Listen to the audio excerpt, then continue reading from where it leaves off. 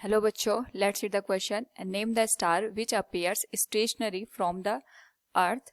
Now to answer this question, first we will discuss here the key concept, and here the key concept will be stars.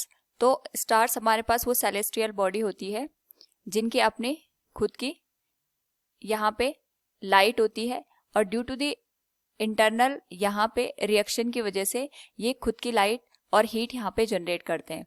Now according to the question हमसे पूछा गया name the star which appear stationary from the earth. तो यहाँ पे हमारे पास universe में बहुत सारे स्टार्स विजिबल होते हैं. अगर हम अपने सोलर सिस्टम की बात करें तो हमारे सोलर सिस्टम में जो स्टार यहाँ में दिखाई देता है उससे हम सन का नाम देते हैं. एंड इसके अलावा यहाँ पे अगर हम अर्थ के रिस्पेक्ट में बात करेंगे तो एक ऐसा स्टार है जो अर्थ से अगर हम इसको देखें तो ये हमें यहाँ पे स्टेशनरी नजर आता है. नाउ यहाँ पे जो स्टार हमें स्टेशनरी नजर आता है ये हमें नॉर्थ डायरेक्शन में देखने को मिलता है, एंड इसका जो नाम है that is known as Polaris. तो जो पोलरिस स्टार है जिसको हम यहाँ पे नॉर्थ स्टार के नाम से भी जानते हैं, that is stationary with respect to the earth.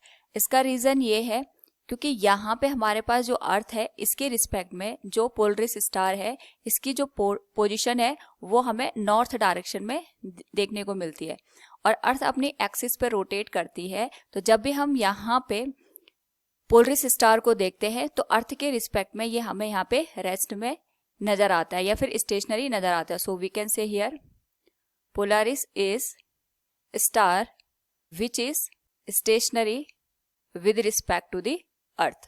इसको हम यहाँ पे अर्थ से देखेंगे तो ये हमें यहाँ पे रेस्ट की कंडीशन में या स्टेशनरी कंडीशन में विजिबल होगा. So from the given question we can say name the star which appears stationary from the earth. It will be Polaris. Hope all you understood it. Thank you and best of luck.